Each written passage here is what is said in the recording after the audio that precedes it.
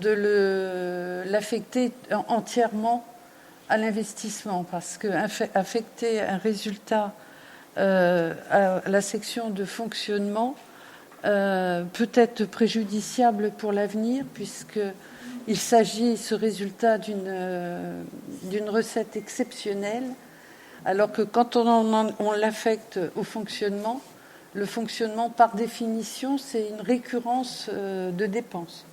Donc, à ce titre, notre groupe votera contre cette délibération.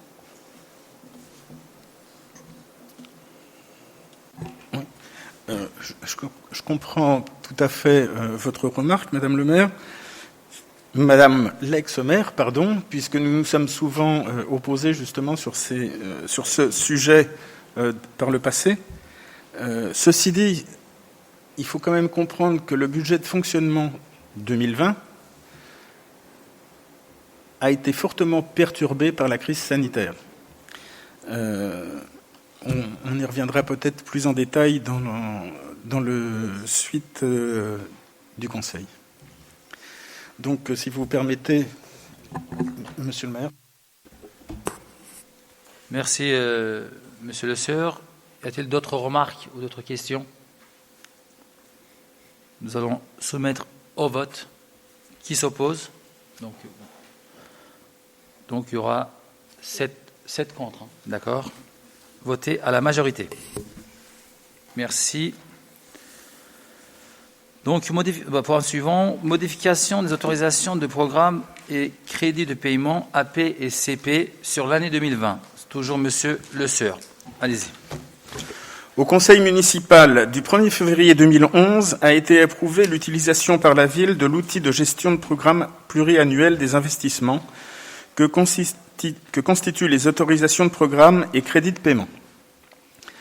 Le suivi des autorisations de programme et crédits de paiement se fait à chaque étape budgétaire, budget primitif, décision modificative, compte administratif, dans un souci de communication et de suivi, révision, annulation, répartition dans le temps et de rigueur.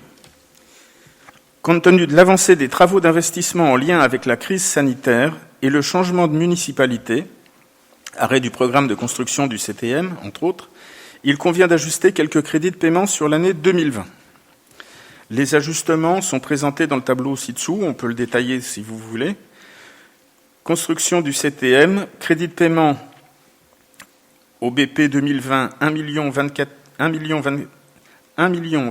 716,48 €, budget supplémentaire 250 000 €, nouveau crédit de paiement 1 124 716,48 €. Restructuration des voiries, Mel piéton secteur Curie, crédit de paiement BP 2020 272 000 €, budget supplémentaire 104 000 €, nouveau crédit de paiement 376 000 €, soit un total de 354 000 € sur les crédits de paiement 2020. Lors du vote du budget, les crédits pour 2020 s'élevaient à 6 292 161,16 €. Compte tenu du budget supplémentaire, les nouveaux crédits pour 2020 sont donc de 6 646 161,16 €.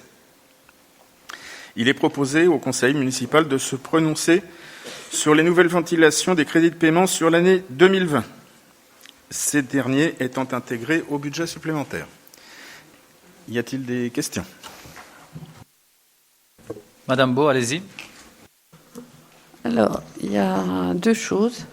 La première, c'est que sur le tableau que vous nous présentez, il y a une erreur de calcul sur le CTM.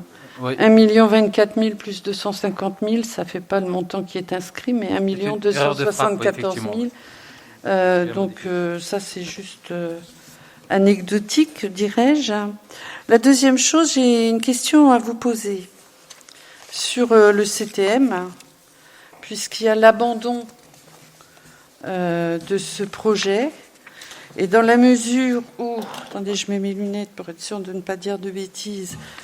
Dans la mesure où les crédits de paiement 2020 au BP étaient de 1 024 716 048 €, Dans la mesure où vous l'abandonnez, vous réinscrivez 250 000. Alors je sais pourquoi vous les inscrivez, puisque c'est écrit dans le BS. C'est pour faire face à l'indemnité que vous allez devoir payer aux entreprises. Mais quand même, sur 1 024 000, il faut rajouter 250 000. Que sont devenus les 1 024 000 et quelques euros? Ça correspond à quoi sur le CTM? C'est bon? Oui, c'est la question. Pas de souci, je vais vous répondre, madame. Si vous me permettez, monsieur Le Sœur. Je vous en prie, monsieur le maire. Donc, vous avez parlé de CTM, effectivement, mais bon, ce n'est pas un arrêt de la part de la municipalité, madame Beau, vous le savez. Vous connaissez bien ce projet qui existe depuis quelques années, et que vous avez initialement souhaité avoir un CTM pour notre commune. Malheureusement, vous avez choisi un endroit qui n'était pas destiné à construire un bâtiment comme celui-ci. En l'occurrence, à la ferme de l'hôpital. Donc nous sommes aujourd'hui à Rosa Park, à la ferme de l'hôpital, dans un terrain qui n'était pas constructible, puisque c'était un terrain inondable. Et en plus, aujourd'hui, comme vous le savez, la fouille archéologique nous a refusé de faire une construction sur ce site. Nous avons le rapport, bien évidemment, je vous le dis, nous avons des rapports justement de la fouille qui ne nous permet pas de continuer sur ce terrain pour construire le CTM. Donc ce n'est pas le souhait de la majorité municipale, mais c'est malheureusement la situation de ce projet. Je ne vais pas encore parler des chiffres parce que je n'ai pas encore les détails de ce que nous avons, ce que vous avez engagé financièrement la commune pour les études justement pour faire avancer ce projet. Hélas, encore une fois, madame Beau, je regrette de le dire parce que c'est important de le rappeler, que vous étiez aux affaires, vous étiez à la gestion de cette ville et que vous avez engagé des travaux financièrement pour payer des bureaux d'études qui, vous saviez très bien que le terrain n'était pas du tout adapté à construire un CTM de ce type. Donc ça nous a malheureusement, la ville a dû payer des bureaux d'études, qui a quand même des montants que je reviendrai s'il y a besoin à vous le donner. Mais ensuite, malheureusement, le marché, vous le savez que le marché, arrêt du marché, ça soit à cause de la fouille ou autre chose, il faut que la ville, effectivement, paye une pénalité de 5% du marché initial. Donc, encore une fois, voilà, je ne vais pas encore rentrer dans le détail, mais effectivement, nous avons ce problème concernant le CTM. Vous me permettez, monsieur le maire? Allez-y, madame Beau. Deux choses. La première, le CTM, vous avez décidé d'arrêter. Et ma question ne portait pas sur la construction ou la non-construction. Mais c'est vous qui avez décidé d'arrêter ce projet. Quand vous dites qu'il n'était pas sur un terrain constructible, c'est faux. C'est madame en Beau, zone inondable avec des projets. Attendez. Non, avec, une précision, après vous pouvez continuer, il n'y a aucun problème. Juste, je viens de dire qu'effectivement, le projet de CTM, entre guillemets le souhait, parce qu'on en a besoin pour notre ville, n'est pas du tout arrêté. Non, le projet que vous aviez démarré, qui était arrêté à cause de la fouille. Voilà, merci. Oui, mais la fouille, vous venez d'avoir le rapport, me semble-t-il. Au dernier conseil municipal, vous aviez déjà dit que vous l'arrêtiez, sans connaître les résultats de la fouille. Donc ne vous cachez pas derrière les fouilles archéologiques pour me dire ça. Et effectivement... Juste, madame Beau, attendez. Mais avant de parler des choses, qu'il faut que je vous réponde par rapport à ce que vous venez de dire un instant. Je n'ai pas dit au conseil municipal que j'ai arrêté le projet de CTM. Je vous dis que vous êtes dans un terrain non constructible, parce que c'est un terrain inondable. Oui, madame. Deuxièmement, la fouille archéologique a démarré et qui vous a même alerté bien avant, c'est-à-dire, on vous a dit effectivement qu'il y avait peut-être des choses sous terre sur ce terrain-là. Troisièmement, madame Beau, vous avez voulu faire un CTM sur ce site-là, à peu près, je vous le dis sincèrement, un montant, donc à peu près 8 millions et quelques euros sur le projet en général, alors que le projet initial avait démarré avec 4 800 000 euros. Pourquoi vous avez augmenté autant le marché? Parce que justement, ce terrain n'est pas constructible. Du coup, il faut mettre plus on va dire de la fondation, plus de choses techniques qui fait augmenter le marché.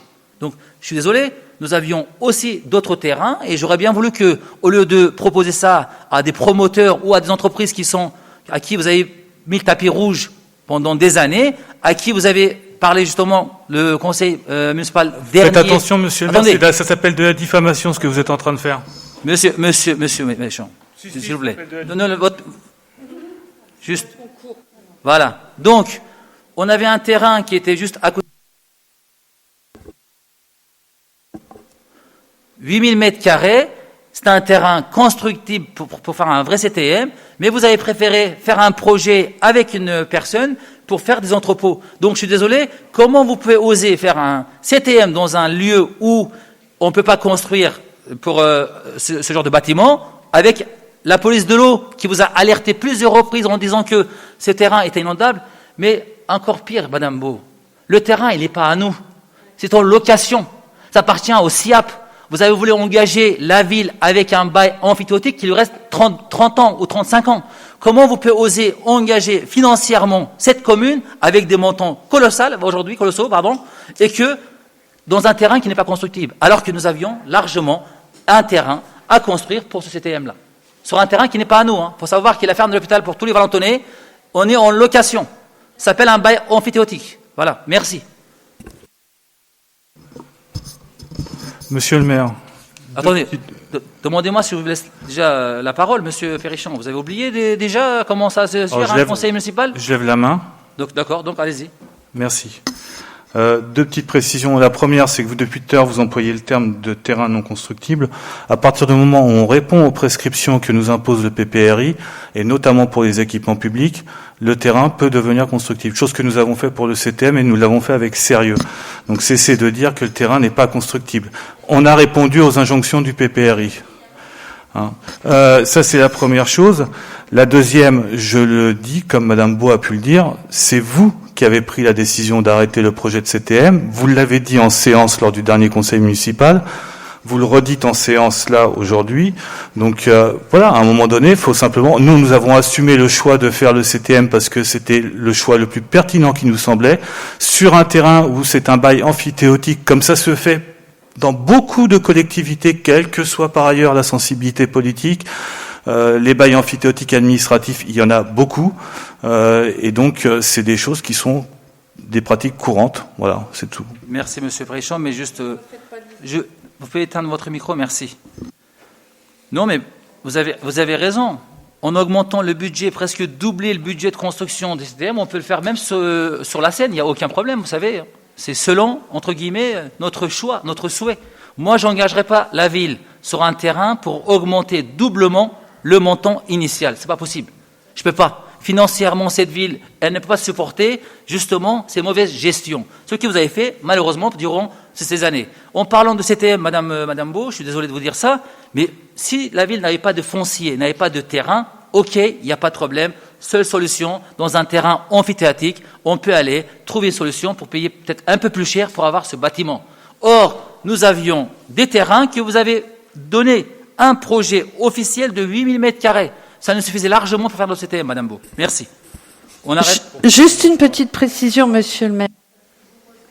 Madame Beau. On parle autre chose.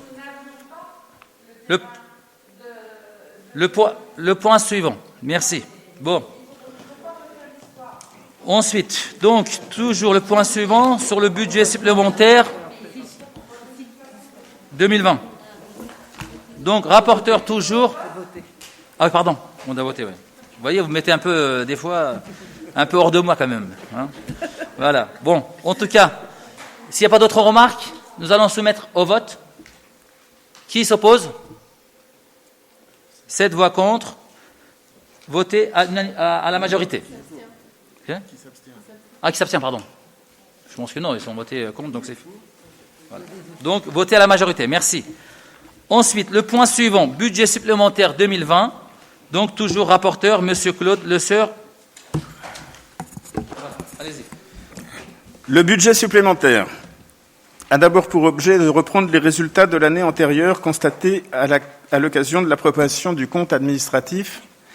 Il permet également de procéder à divers ajustements des recettes et dépenses concernant l'activité des services, et ce, afin de conformer la structure budgétaire avec l'exécution constatée et à venir des crédits. Cette décision budgétaire intègre les notifications des dotations de l'État ainsi que les résultats des décisions fiscales. Il est à préciser que la taxe foncière du SIAP est bien intégrée dans les bases 2020. Par ailleurs, la crise sanitaire liée à la Covid-19 a impacté et chamboulé le budget de la ville. Ce budget supplémentaire intégrera donc également les impacts budgétaires liés à la crise sanitaire de la Covid-19, à la fois en termes de nouvelles dépenses engendrées, achat d'équipements de protection individuelle, EPI pour les agents, distribution de masques à la population, distribution de paniers repas. De nouvelles recettes générées, dotation de solidarité communautaire par la métropole, participation de l'État sur les achats de masques. Des dépenses qui n'ont pas pu être réalisées ou ont été réduites, annulation des séjours, baisse des formations. Des recettes qui n'ont pas pu être encaissées et donc des recettes qui doivent être revues à la baisse. Les masses budgétaires sont présentées ci-dessous. Je me dispense de... Vous avez tous le tableau sous les yeux. On va peut-être reprendre les points en détail. La section d'investissement. Les éléments intégrés dans ce budget supplémentaire correspondent d'abord à des ajustements comptables reprenant les résultats du compte administratif 2019. Les restes à réaliser, la reprise du résultat d'investissement reporté, ainsi que l'affectation partielle du résultat de fonctionnement en investissement, impactent directement le niveau de l'emprunt d'équilibre.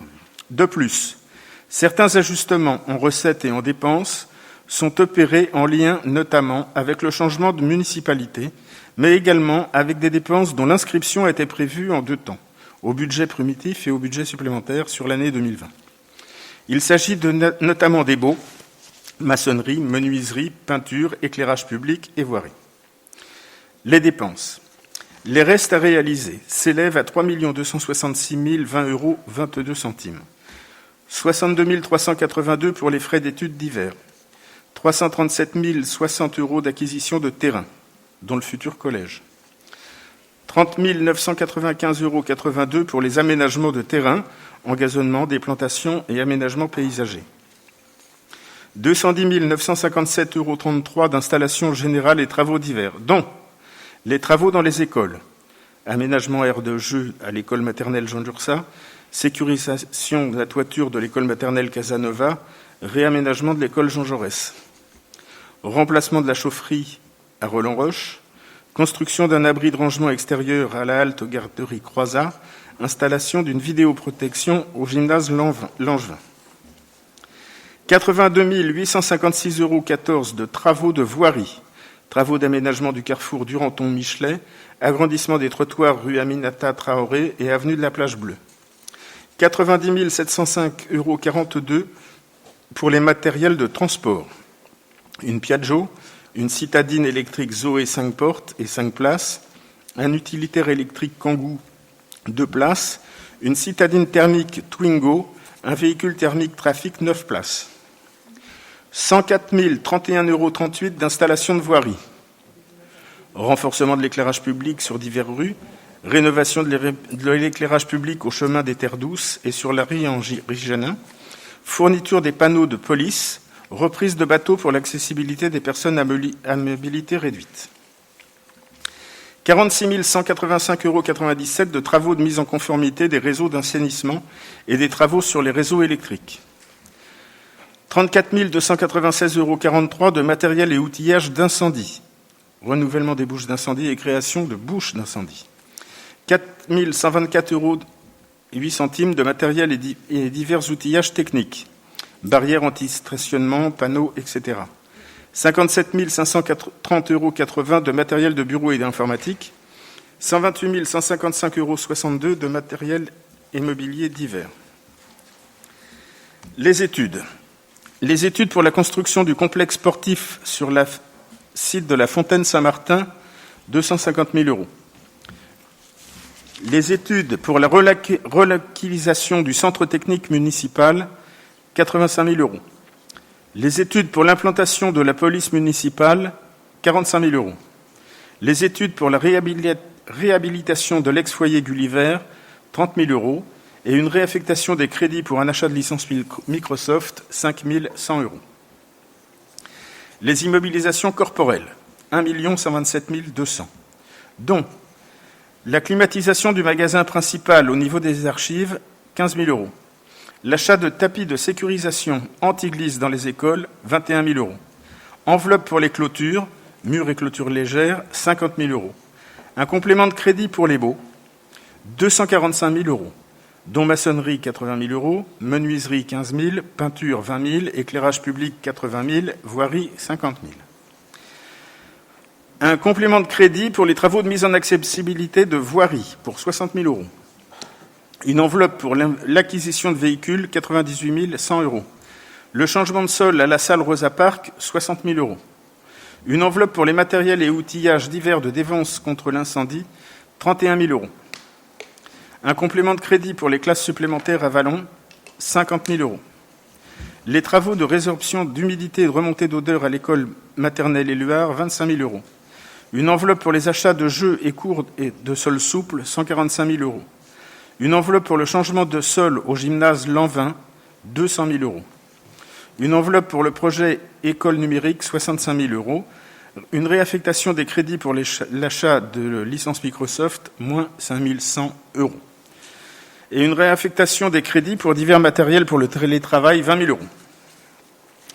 Les immobilisations en cours, 354 000 €. Elles concernent des crédits supplémentaires. Pour le mâle piéton à Curie, 104 000 €. Pour le centre technique municipal, toutefois, sur cette opération, il faut des crédits supplémentaires pour payer les indemnités diverses, soit de 150 000 €, eu égard à l'arrêt du chantier de cet équipement. Les dépenses imprévues, 28 738,14 €. Une enveloppe pour faire face aux imprévus en investissement a été inscrite au budget supplémentaire. Les opérations patrimoniales, 191 975 €. Il s'agit uniquement des écritures d'ordre permettant d'intégrer des frais d'études dans le coût des travaux. Écriture en dépenses et en recettes d'investissement pour permettre la récupération de la TVA. Les recettes. Les restes à réaliser s'élèvent à 699 545,99 €. Ils sont principalement constitués du FCTVA 2019 d'investissement pour 561 965 € et des produits de cession, entre autres les locaux au gymnase Gérard Roussel pour 248 000 €. Le solde de la subvention régionale de l'Agence des espaces verts pour la première tranche du parc Jacques Duclos pour 27 492 €. Le solde des subventions dotation politique de la ville dans le cadre des classes mobiles et du réseau fibre optique dans les écoles, 11 509,20 €, et du remboursement sur les avances forfaitaires sur le programme de réhabilitation du parc Jacques Duclos, 96 763,61 €. Le solde d'exécution de la section d'investissement reporté, 5 022 €89,09 €. L'affectation partielle du résultat de fonctionnement reporté, 1 910 971,28 €. Les subventions d'investissement, 78 452 €. Il s'agit d'un complément de recettes des amendes de police suite à la réception de la notification. Les emprunts, moins 2 500 000 €.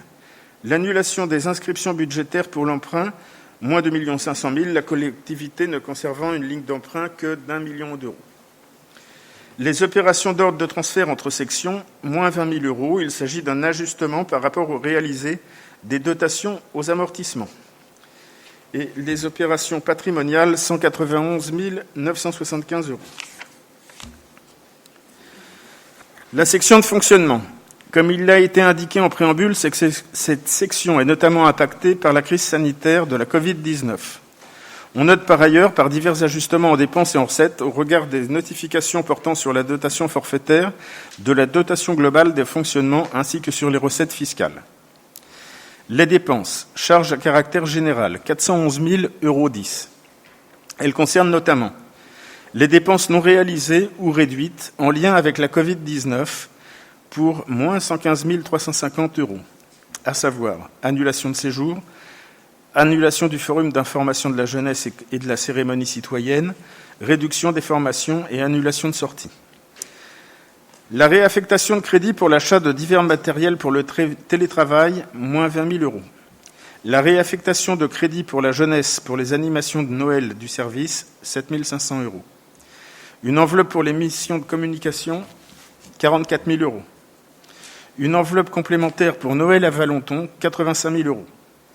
Une enveloppe pour les audits en ressources humaines et en finances, 96 000 euros. La régularisation des dépenses d'achat d'équipements de protection individuelle pour les achats et l'achat des masques pour la population durant la période de confinement et pour faire face au déconfinement, 118 500 euros. La régularisation des dépenses liées à la distribution des paniers repas aux Valentonnais pendant le confinement, 36 530 euros. La dotation par agent de masques suite à la mesure gouvernementale concernant le port obligatoire des masques sur les lieux de travail depuis le 1er septembre 2020, 20 000 euros. Une enveloppe pour l'achat d'équipements de protection individuelle pour les agents et l'achat de masques pour la population pour le dernier trimestre 2020, 60 000 euros. Pour information, les dépenses 2020 liées à la Covid-19 sont estimées à 380 000 euros. Certaines de ces dépenses ont été absorbées par le budget des services. À titre d'exemple, la prime de Covid-19 a été prise sur le budget primitif du personnel. Les charges de personnel, moins 50 000 euros. Cette baisse est liée à la période de confinement qui a entraîné une absence de recrutement d'animateurs supplémentaires pour les vacances d'avril, moins 9 000 euros. L'absence d'heures d'astreinte sur les services des sports et moins d'heures supplémentaires dans les services, moins 6 000 euros. L'absence d'embauche de contractuels en raison de la fermeture des structures scolaires, moins 35 000 euros. Les charges de gestion courante, 180 765 euros. Ces charges de gestion courante sont constituées notamment des crédits supplémentaires, des ajustements liés au FCCT et des subventions. Des crédits supplémentaires pour les contributions aux sapeurs-pompiers, 31 000 euros. Régularisation liée au fonds de compensation des charges territoriales 2019 sur la compétence de développement économique, 5 973 euros. Ajustement lié au fonds de compensation des charges transférées provisoire 2020, 83 292 euros. Crédit supplémentaire pour les admissions en non-valeur, 20 000 euros. Une subvention supplémentaire pour le CECAS, budget annexe maintien à domicile en lien avec la Covid-19, 22 200 euros. Un complément de crédit pour le SAMI de Limaï-Brévannes, 3 000 euros. Les charges exceptionnelles, moins 7 500 euros. Il s'agit d'une réaffectation de crédit pour la jeunesse pour les animations de Noël. Les opérations d'ordre de transfert entre sections, moins 20 000 euros. Il s'agit d'un ajustement par rapport au réalisé des dotations aux amortissements. Les recettes. L'affectation partielle du résultat de fonctionnement sur la section de fonctionnement, 300 000 euros. Les atténuations de charges, 31 000 euros. Il s'agit du remboursement de trop perçus sur le gaz et l'électricité pour 28 000 euros et du remboursement sur les arrêts de travail des contractuels pour 3 000 euros. Les produits des services, moins 326 300 euros, dont participation des familles et des retraités au séjour suite aux annulations de séjour, moins 52 300 euros, ajustement des recettes périscolaires dues au confinement, moins 250 000 euros, réduction des recettes de location de salles, 20 000 euros. Les recettes fiscales, 245 029 euros, soit l'ajustement des recettes liées aux droits de mutation pour 53 000 euros, les rôles supplémentaires, 31 750 euros, l'attribution exceptionnelle par la métropole en lien avec la Covid-19, 148 390 euros, l'ajustement du fonds de solidarité de la région Île-de-France suite à la notification, 11 889 euros. Les dotations et participations, moins 109 531 euros, dont l'ajustement des subventions liées à la politique de la ville, moins 44 000 euros, la baisse de la dotation globale de fonctionnement par rapport aux prévisions, moins 66 991 euros, la hausse de la dotation de solidarité urbaine par rapport aux prévisions, 2 781 euros, et la diminution de la dotation de la compensation de la réforme de la taxe professionnelle suivant les mesures de la loi de finances 2020, moins 52 321 euros.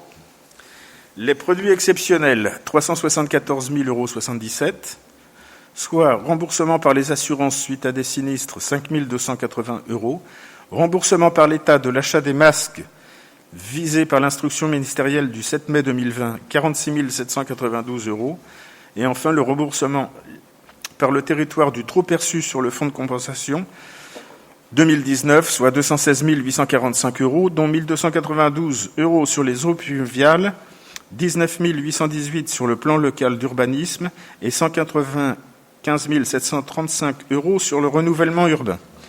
Les pénalités sur le retard de livraison de matériel informatique, 5 160 €. Et tout est détaillé dans le tableau qui suit budget supplémentaire. Tout est synthétisé. Merci, Monsieur Le Seur. Y a-t-il des remarques ou des questions? Monsieur Perrichon. Deux petites remarques. La toute première, vous inscrivez 140 000 € pour des missions de communication, des audits RH et finances. La première question, c'est l'utilité de ces missions, de ces audits. La deuxième question, c'est de savoir, et notamment sur le volet RH, si les représentants du personnel, et notamment les instances comme le CT, ont été associés ou pas à la démarche, et qu'est-ce qu'ils en pensent éventuellement. Et enfin, les deux derniers points, quels sont le cahier des charges de ces audits, et quelle en est la finalité, notamment sur les questions RH. Voilà. Quelles sont les finalités de cet audit? Ça, c'était les premières remarques. La deuxième remarque, ça concerne les 45 000 € d'études pour la police municipale que vous souhaitez créer. Qu'est-ce que ça regroupe? C'est-à-dire, est-ce qu'on parle de la localisation?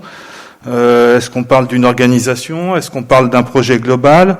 Que devient le PCPP, qui, je rappelle, était prévu initialement pour accueillir les forces de l'ordre du commissariat de Villeneuve-Saint-Georges, qu'on avait obtenu à l'époque avec une brigade vélo, et donc M. Sarkozy avait supprimé en son temps. Donc voilà, mes questions.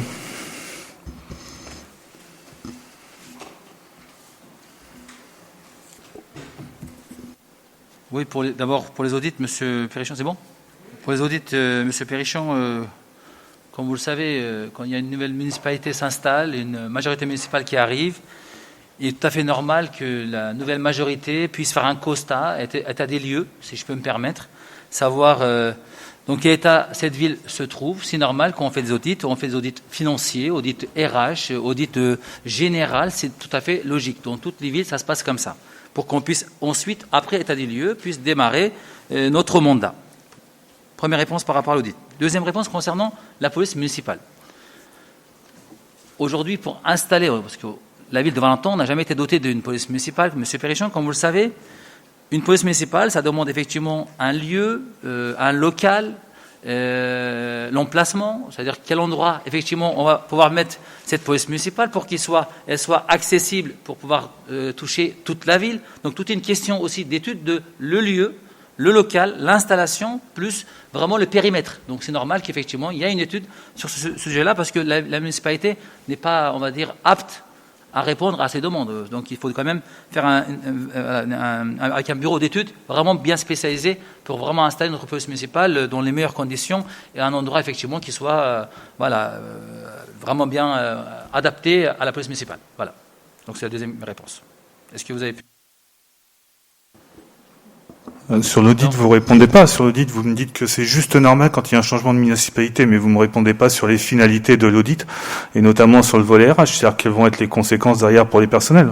Voilà, vous répondez pas à cette question. Encore une fois, Monsieur Perrichon, c'est après l'audit, effectivement, que vous pouvez dire un sujet concernant qu'est-ce qui va devenir les personnels. Qu'est-ce que ça veut dire? Ça veut dire qu'on fait un audit pour sortir les gens? C'est ça que vous insinuez? Non, pas du tout. Moi, je n'insinue rien.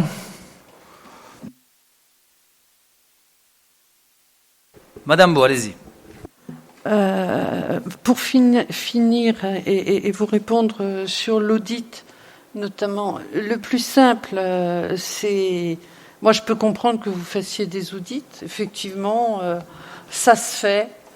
Mais puis, pour toute transparence, donnez-nous, en tant qu'élus municipaux, donnez-nous les cahiers des charges. Je l'ai réclamé, je l'ai demandé, j'ai envoyé un mail. Je n'ai pas eu de réponse à ce sujet.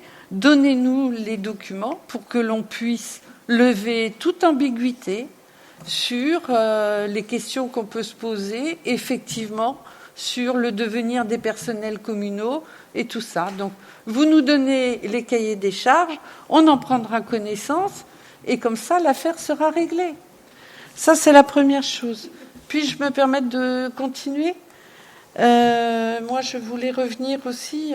Madame Boss, oui. Concernant ce point-là, comment BS, c'est bien ça ? Oui. D'accord, ok, allez-y. Sur le BS, oui. Oui, mais il y a beaucoup de points sur le BS. Je vois que vous refaites, donc, vous réinscrivez 85 000 € d'études de relocalisation du CTM, on l'a déjà un peu abordé. Donc, je peux comprendre, 85 000 €, c'est quand même beaucoup. Surtout parce que vous me disiez que le projet que nous avions... Non, mais le projet que nous avions était cher, mais le vôtre... Si je vous donne les commence montants déjà... de Non, CTM, mais attendez. le bureau d'études que vous avez payé sur le CTM, je crois que les Valentinois seront vraiment choqués. Merci. La question, elle n'est même pas là. La question, elle est que, au coût de votre projet de CTM, il ne faudra pas oublier de rajouter les 1 300 000 €, voire plus, parce que il y a eu des dépenses engagées en 2019, et je ne sais même pas si en 2018, il n'y en a pas eu. Oui, mais vous voyez le tableau. 950 000 €, madame. Vous avez engagé 950 000 € pour des études pour construire un CTM. Juste un rappel, merci. 950 €, oui. Ça va, c'est pas cher. 950 000. Ah oui. Ouais, merci. Parce que j'allais dire, c'est pas cher. Non, mais ce que je voulais dire, c'est que... Sur un terrain qui n'est pas constructif, il faut se rappeler. Non, Merci. mais arrêtez avec cette non-constructibilité. Et puis, je voudrais quand même rajouter quelque chose, parce que tout à l'heure, vous m'avez coupé le micro. Sur les fouilles, vous me dites qu'on ne peut pas construire. C'est pas ça qui a dû être écrit sur le rapport. Sur le rapport des fouilles, je l'ai pas lu, je le sais pas. Mais j'ai déjà eu affaire à ce genre de choses, en ma qualité de maire à l'époque. Ce qu'ils vous disent, c'est nous allons faire des fouilles. Notamment sur le gymnase Gérard Roussel, oui, effectivement. Ouais. Nous allons faire des fouilles, et après, vous pourrez faire. Parce que l'objectif des fouilles, et ça je le sais pour m'être déplacée moi-même au service archéologique à Paris, pour pouvoir faire des fouilles, leur intérêt à eux, c'est de les protéger et de donner des préconisations de construction de façon à ne pas abîmer le sous-sol. C'est comme ça que ça se passe. Donc, ne dites pas... Et à l'époque où on a engagé cette réflexion et ce projet de CTM, nous ne savions pas, et pour cause, qu'il allait y avoir des fouilles archéologiques, parce que c'était pas aussi systématique à l'époque. Et entre le moment où on commence à travailler sur un projet et au stade où on en était, c'est-à-dire l'avant-projet sommaire, il se passe effectivement beaucoup de temps. Donc ça, c'était juste pour resituer les choses dans leur contexte. Madame Beau, restez sur le point, merci. Ceci dit, sur le budget, j'ai pas terminé. Sur le budget, il y a une chose qui me surprend beaucoup, notamment compte tenu du résultat 2019, c'est le fait que vous conserviez une ligne de crédit d'emprunt de 1 million d'euros. Ça me surprend beaucoup parce que, alors, vous n'étiez pas au conseil municipal lors de la dernière mandature, mais à chaque fois qu'il y avait des documents, et je vois Monsieur Le Sueur qui sourit derrière son masque, ah non, ah j'ai cru voir vos yeux sourire. Bah, voyez, vous lisez dans les yeux, c'est bien, madame. J'espérais. Peut-être que je n'ai pas la bonne vue, mais en tout cas, à chaque fois qu'on évoquait cette question, et notamment au BP où nous inscrivions des lignes d'emprunt parce que nous ne maîtrisions pas totalement les recettes que nous allions percevoir, mais les 4 dernières années, nous n'avons pas emprunté du tout. Vous n'allez pas faire votre mandat ici, Madame Beau. Parlez de sujets actuels. Merci. Oui, non, s'il vous plaît. Ce que je veux dire, c'est incroyable, ça. C'est toujours vous qui me ramenez sur le mandat d'avant, Mais là, quand j'en parle, non, pas le c'est droit. pas ça. C'est que restez sur le point, c'est tout simplement. Eh ben, le point, c'est que je suis quand même très surprise que vous mettiez une ligne d'emprunt de 1 million d'euros, alors que rien qu'avec le résultat de 2019, il n'y avait pas lieu d'emprunter. Donc, ce que je constate, c'est que les 4 dernières années, monsieur le maire, ne vous déplaise, nous n'avons pas emprunté, et vous inscrivez une ligne d'emprunt, vraisemblablement pour payer ne serait-ce que les 1 million et quelques euros, 1 500 000 euros de CTM que vous avez mis par les fenêtres. On a les moyens à Valenton de jeter 1 500 000 euros par la fenêtre. Non, c'est vous qui l'avez. Après, oui. Madame, vous avez fini? Madame Beau. Attendez, je vérifie si j'ai terminé. Voilà, la police. On va pas passer toute la soirée, Madame Beau, hein, si vous avez quelque chose à dire. Ah non, il y a une chose aussi. Les 98 100 euros pour l'achat de véhicules, je voulais savoir de quel type de véhicule il s'agissait. Et pour quel service? Et pour quel service?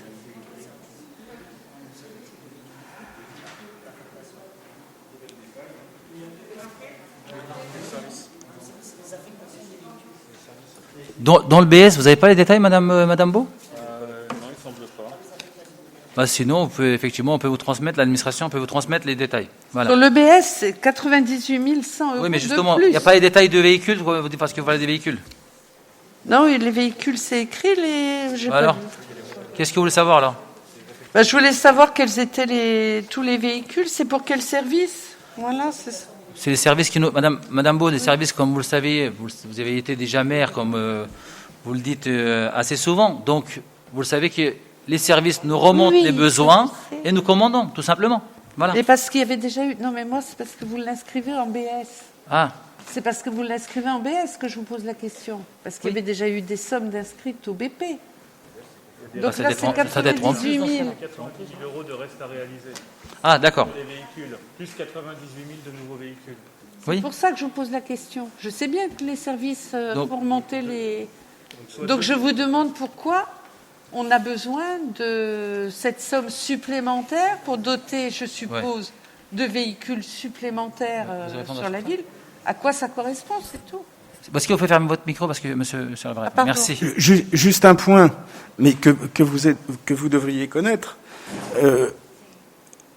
Le parc actuel de la ville est dans un état pour le moins tendu. Juste pour mémoire, aujourd'hui, il y a 26 véhicules de plus de 10 ans. Donc, ce qui laisse à penser une gestion de parc précédente sujette à caution. Et c'est un professionnel de l'automobile qui vous parle.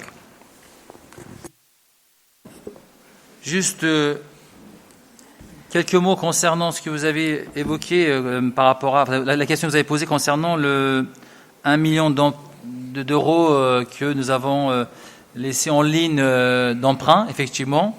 Mais je vous rappelle que vous aviez inscrit 3 500 000 euros, Madame Beau, et qu'aujourd'hui, nous avons économisé 2 millions d'euros. Nous avons gardé que 1 million d'euros d'emprunt. Voilà. Merci. Non. Je ne peux pas vous laisser dire ça, Monsieur Yavouz.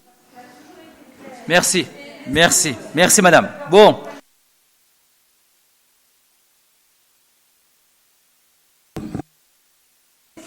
Madame, merci beaucoup. Bon. Madame, s'il vous plaît, merci beaucoup. On va passer au point suivant. Non, avant de passer au suivant, on va faire voter. Donc, y a-t-il des oppositions? Qui s'abstient? Oui, justement, qui s'oppose? Donc, 7 voix contre. Qui s'abstient? Votez à la majorité. Merci. Point suivant.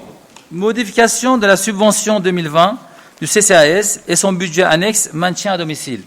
Donc, Gilles Bargest qui est rapporteur. Merci.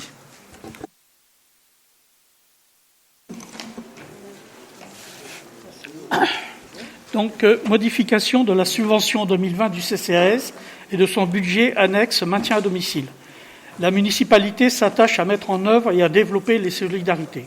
C'est pourquoi, chaque année, la ville octroie des subventions au CCAS ainsi qu'à son budget annexe maintien à domicile pour leur permettre de fonctionner et d'accomplir leur mission. Au BP 2020, il a été acté de leur attribuer une subvention globale de 847 170 €, dont 402 066 € pour le CCAS et 445 110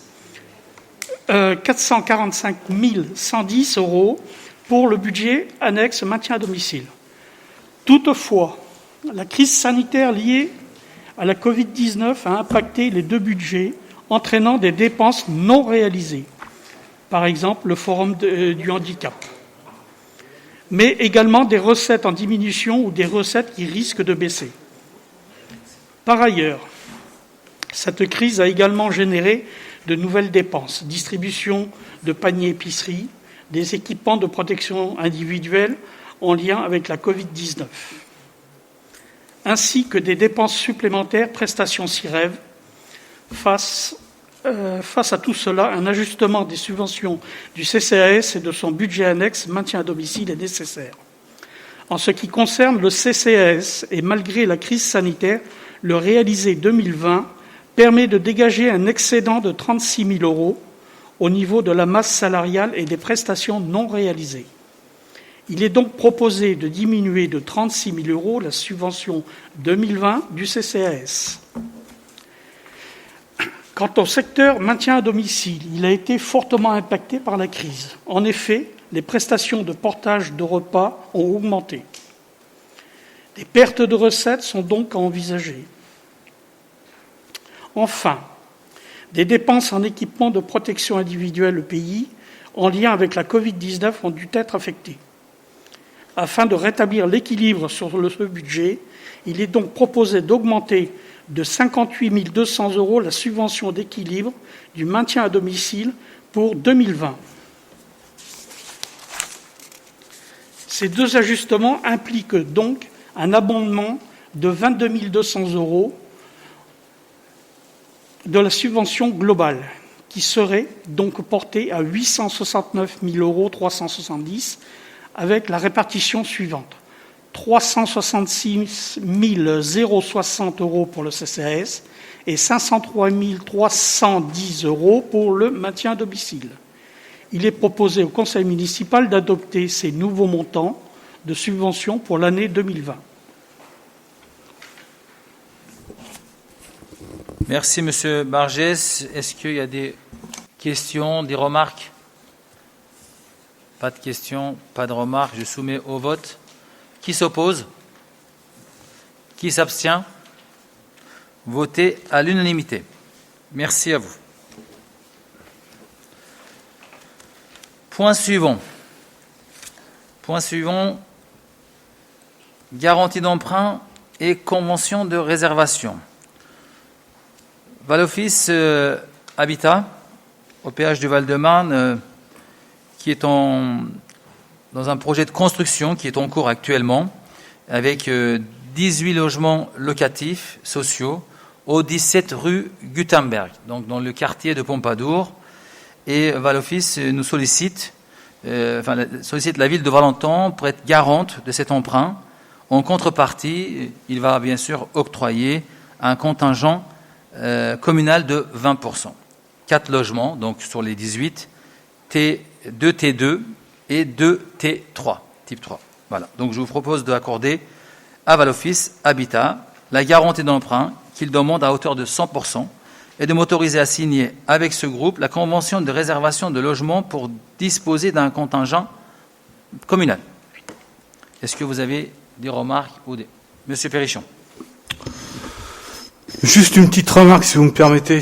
Je vois en fait que vous progressez, puisque durant toutes les dernières années, à chaque fois que nous avons présenté une garantie d'emprunt au conseil municipal, l'ensemble de votre groupe qui siégeait à l'époque dans l'opposition votait contre et donc systématiquement refusait les garanties d'emprunt. Donc je ne peux que constater le progrès qui est fait de présenter ce soir une garantie d'emprunt pour le groupe Valoffice.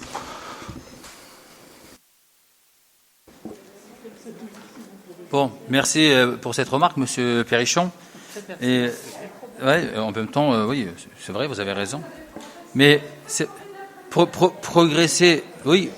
Mais, franchement, aujourd'hui, non mais en tout cas, c'est un projet qui est en cours. Donc, quand on est arrivé, le projet a bien avancé. D'ailleurs, presque plus de 50% de cette construction est réalisée. Donc, nous constatons cette situation et que, bien évidemment, nous respectons les bailleurs qui sont déjà sur notre territoire et qui sont engagés des projets. Donc, nous avons l'obligation de poursuivre avec eux.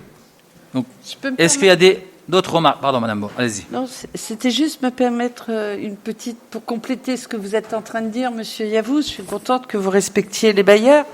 Mais, vous n'arrivez toujours pas à dire Monsieur le maire, hein, c'est fou quand même. Qu'est-ce que j'ai dit encore? Vous avez dit Monsieur Yavuz encore. Non, mais c'est pas grave, je suis désolée, je vous en prie. mais j'ai tellement l'habitude de vous appeler par votre nom. Mais oui, c'est pas une insulte. Non, mais bon, quand même, respectez quand même. C'est pas une insulte, Monsieur, ma fonction, monsieur le maire. Madame Beau, j'aime bien quand, voilà, moi aussi Oui, vous aimez quand on s'appelle Monsieur non, le maire. mais j'aime bien qu'on respecte le Valentin surtout. Merci. Non, mais bon, sauf Et oui, bon, vous savez très bien, attendez, à chaque fois vous faites la même chose, Madame Beau. Mais je pense qu'au bout des 6 ans... Je comprends que vous n'êtes pas encore habitué, mais vous allez vous habituer. Non, mais c'est pas la question, vous savez. J'avais prévu de ne plus être maire, donc c'est pas un problème pour moi de ne plus l'être. Mon problème à moi, c'est que c'est vous qui le soyez, ça c'est clair. Mais bon, bah oui, enfin, je vais pas vous raconter d'histoire, hein. Non, ce que je voulais dire, Monsieur le maire, c'est que je me réjouis de voir que vous respectez les bailleurs et que vous ayez enfin compris. Mais ça me gêne de vous dire ça à vous, Monsieur le maire, parce que vous n'étiez pas au conseil municipal. Donc ça s'adresse plutôt à vos colistiers qui siégeaient à la dernière mandature. C'est de dire, ils ont enfin compris que quand on accordait la garantie d'emprunt, ça nous permettait de disposer de logements pour les Valentinais. Pourtant, je l'ai expliqué en long, en large et en travers, mais ça a toujours été un refus, une montée sur les grands chevaux pour me dire non. Merci. Donc Madame. là, voilà, oui, c'est tout. Merci, Madame Beau. Merci. Vraiment, je me satisfais de cette progression. C'est la seule satisfaction qui vous va. Ça, c'est pas de souci, Madame Beau.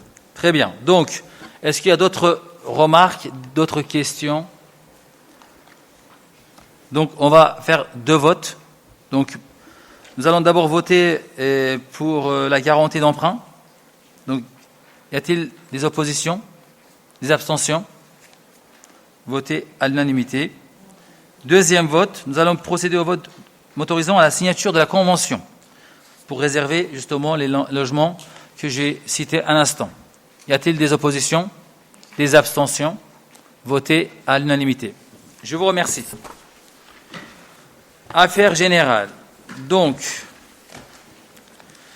désignation d'un membre titulaire et d'un membre suppléant à la commission locale d'évaluation des charges territoriales. Donc, la CLECT de l'établissement public territorial Grand Torly Seine-Bièvre.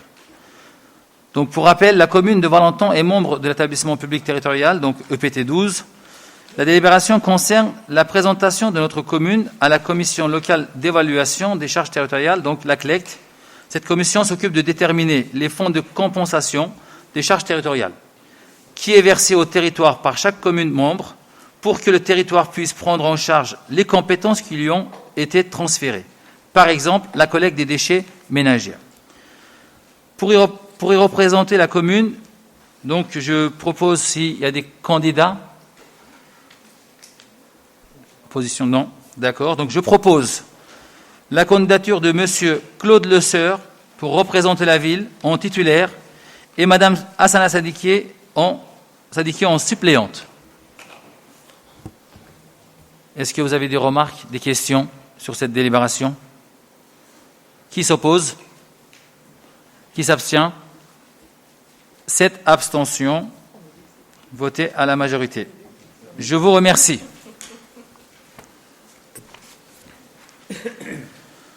Donc, ici, voilà. Le point suivant. Adhésion au collectif d'élus engagés pour la reconstruction de Beyrouth avec Acted. et attribution d'une subvention exceptionnelle à l'ONG Acted visant à la construction de Beyrouth dévastée par la double explosion du 4 août 2020. Au dernier conseil municipal, nous vous avions annoncé notre volonté de venir en aide au peuple libanais qui a été frappé le 4 août dernier par une double explosion qui a provoqué de nombreux dégâts. Bien évidemment, l'opposition s'est associée effectivement à cette aide, à cette demande effectivement. Donc, bon. Au-delà des dégâts matériels, le bilan humain est désastreux, 190 morts et 6500 blessés. Pour accompagner financièrement et matériellement la ville de Beyrouth dans sa reconstruction, la région Île-de-France, qui est partenaire depuis plus de 20 ans, a mis en place un collectif d'élus engagés pour la reconstruction de Beyrouth, à l'initiative de sa présidente Valérie Pécresse et M. Patrick Karam, vice-président. Donc, je demande au Conseil ce soir d'attribuer une subvention d'un montant de 1 500 € à l'ONG Acted. Est-ce que vous avez des questions, des remarques? Qui s'oppose? Qui s'abstient? Votez à l'unanimité. Je vous remercie. Point, l'environnement. Donc, demande de l'enregistrement d'une installation classée pour la protection de l'environnement par la Société de chauffage urbain de Villeneuve-Saint-Georges. Donc, ça, c'est un avis. Donc, je vais laisser rapporteur, Madame Cécile Spadon. Oui, en effet, il s'agit de donner un avis. Comme c'est une délibération assez technique, je vous propose une version synthétique et plus accessible du projet. Donc, la Société de chauffage urbain de Villeneuve-Saint-Georges est la filiale de Dalkia, créée pour exécuter le premier contrat de délégation de services publics pour la production et la distribution de chaleur à Villeneuve-Saint-Georges. Cette société souhaite réaliser une extension de la centrale géothermique située à Villeneuve-Saint-Georges. Cela va permettre d'augmenter la capacité de production de la centrale thermique qui va également servir pour alimenter Valenton, puisqu'une extension du réseau de chaleur est en cours sur la commune. Pour ce type de travaux, il est nécessaire de consulter les habitants ainsi que les villes voisines potentiellement exposées aux nuisances qui pourraient être provoquées par l'établissement. Une consultation du public a été organisée et s'est terminée le 21 septembre dernier, sans qu'aucune remarque ne soit émise. Les avis des conseils municipaux de Villeneuve-Saint-Georges, Valenton et Villeneuve-le-Roi sont sollicités.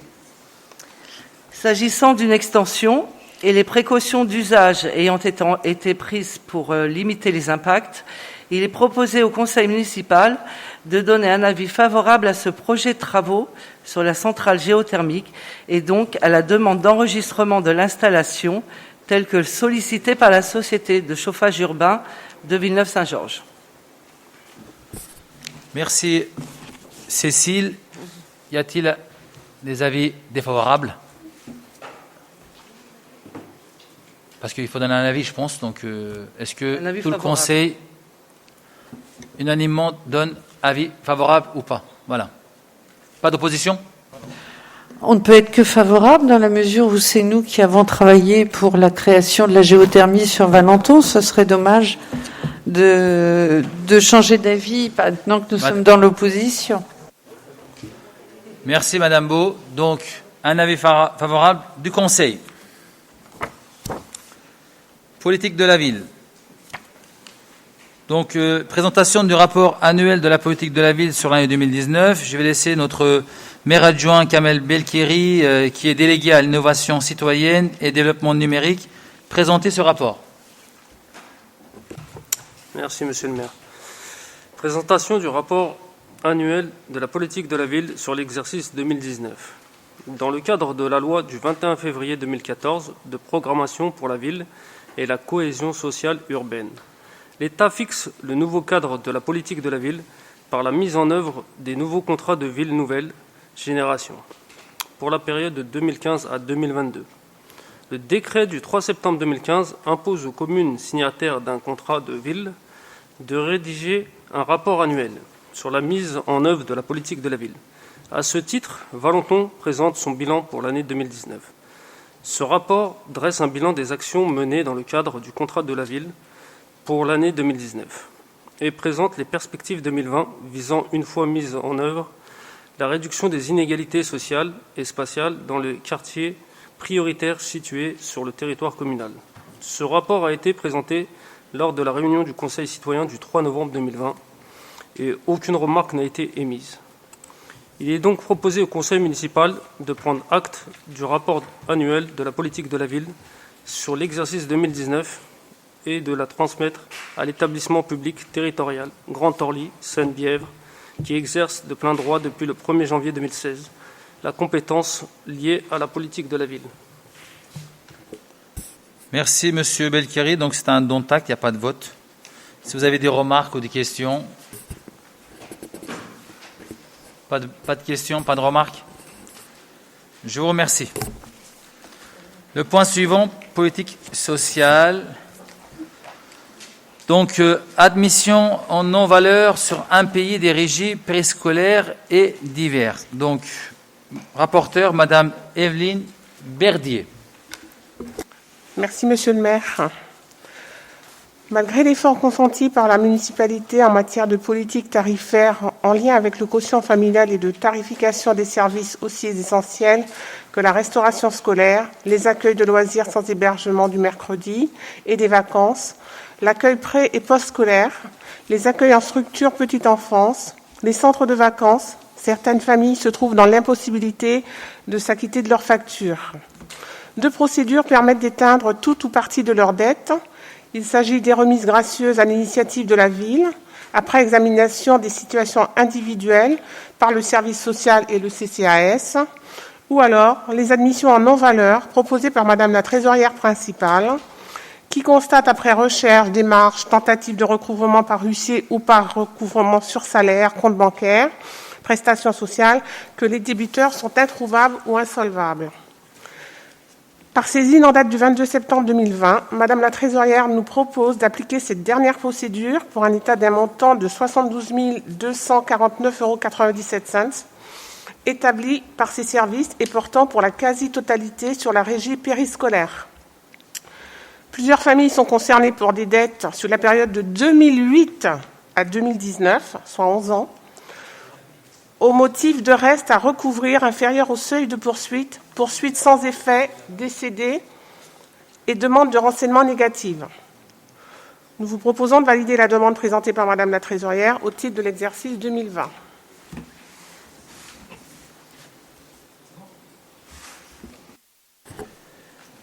Merci, Evelyne. Y a-t-il des remarques, des questions? Donc, qui s'oppose? Qui s'abstient? Votez à l'unanimité. Je vous remercie. Point suivant, logement, contribution au Fonds de solidarité habitat FSH. Rapporteur Gilles Bargès.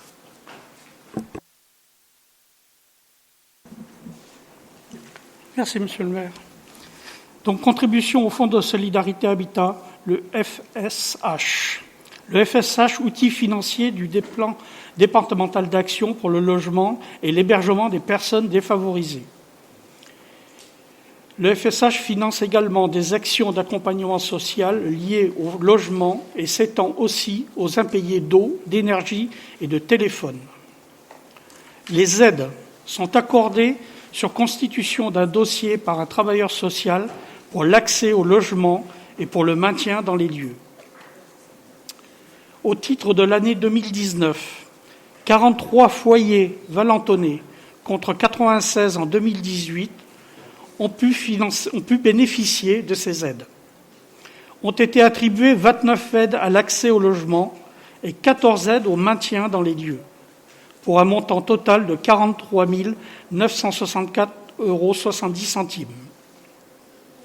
Le département du Val-de-Marne a inscrit sur son budget 2020 la somme de 6 700 000 €. pour assurer la continuité du fonctionnement de ce dispositif à hauteur des aides versées aux familles.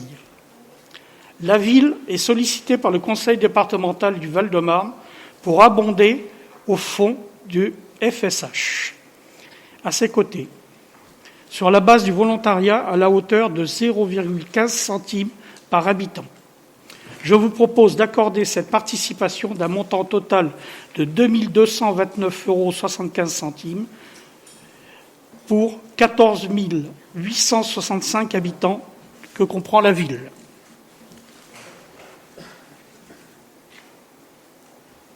Merci. C'est bon. Merci, Monsieur Bargès. Y a-t-il des questions, des remarques? Donc, votez à l'unanimité.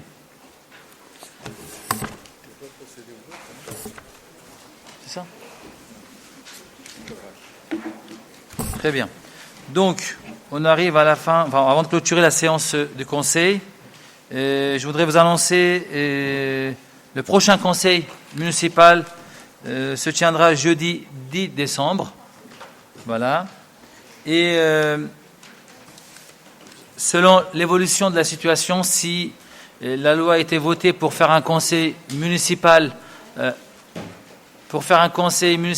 en visio, je propose que chaque conseiller municipal de cette assemblée puisse être doté d'une tablette pour pouvoir répondre, mise à disposition d'une tablette, c'est juste mise à disposition, pardon, faut le répéter, et donc au cas où on fait un conseil municipal en visio. Si c'est présentiel, donc on le fera directement ici. Je voudrais aussi vous dire, un petit mot concernant un collaborateur qui est venu nous rejoindre. Donc il est là, donc je voudrais présenter au conseil Sébastien Sen. Si vous pouvez vous lever, Monsieur Sen. Et je voudrais aussi dire un petit mot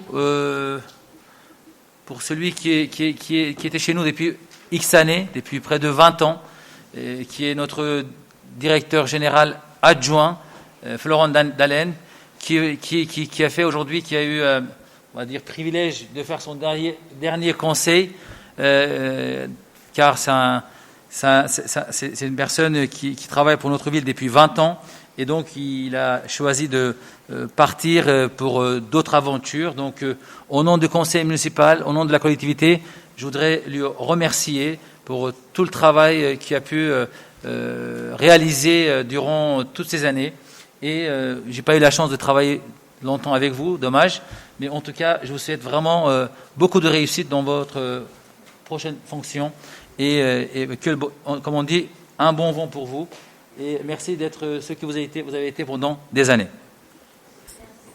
Voilà. On peut l'applaudir, M. Dallène.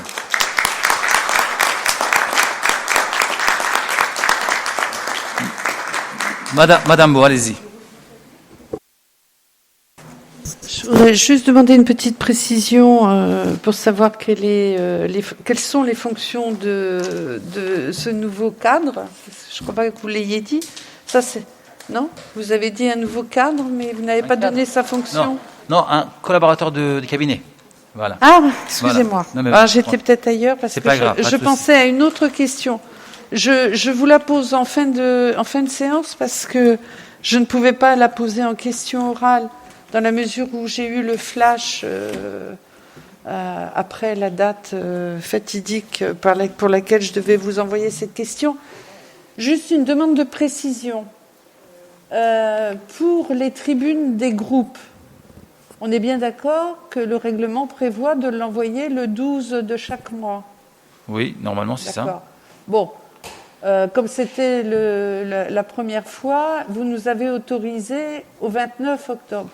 Mais est-ce que c'est valable pour les deux groupes, pour tous les groupes? Je vous pose cette question parce que quelle n'a pas été ma surprise de lire la tribune de votre groupe où, alors que ça devait être déposé au plus tard le 29 octobre, vous parlez de la rentrée des classes du 2 novembre qui s'est bien déroulée. Donc, de deux choses l'une, où on est tous logés à la même enseigne et on doit tous rendre nos tribunes à la date du 12 maintenant, puisque c'est le règlement pour le moment, parce que j'attends quand même la réponse de monsieur le préfet. Mais en aucun cas, le groupe de la majorité ne doit pouvoir disposer d'un délai supplémentaire. Donc je vous demanderai, monsieur le maire, d'être très vigilant sur ces questions-là, parce que je ne pense pas que le président du groupe... Normalement, ouais. Non, je ne pense pas que le président de votre groupe soit devin. Donc j'imagine qu'il a écrit après la date du 29. Donc je vous demanderai de respecter le règlement. Madame, non mais nous respectons le règlement premièrement. Deuxièmement, Madame Beau, normalement, vous aurez dû envoyer les questions orales par mail comme on faisait auparavant. Donc vous ne l'avez pas fait. Normalement, je ne prends pas de questions orales à la fin du conseil municipal. Mais je ne pouvais pas faire avant sur le flash. Je l'ai eu hier dans ma boîte. Non mais respectez le déroulement. Respectez le déroulement de ce conseil, premièrement. Deuxièmement, comment vous faisiez, Madame Beau, quand vous étiez maire, que l'opposition vous envahit tribune, comment vous géré cette période? Comment vous faisiez? Eh bien, on faisait c'est-à-dire que il y avait une date limite qui était donnée et le groupe auquel j'appartenais était tenu de donner, au même titre que les deux autres groupes, puisque moi j'avais deux autres groupes, d'opposition, tout le monde était logé à la même enseigne. Et je pouvais vous mettre au défi de ressortir tous les Valentons flash. Vous avez rappelé tout à l'heure, vous avez envoyé en retard justement la tribune. Effectivement, nous avons, malgré le retard, accepté. Donc, du coup, il n'y a pas de... Oui, mais vous l'avez accepté aussi au-delà du 29 octobre pour votre groupe. C'est ça. Non, mais justement, Madame...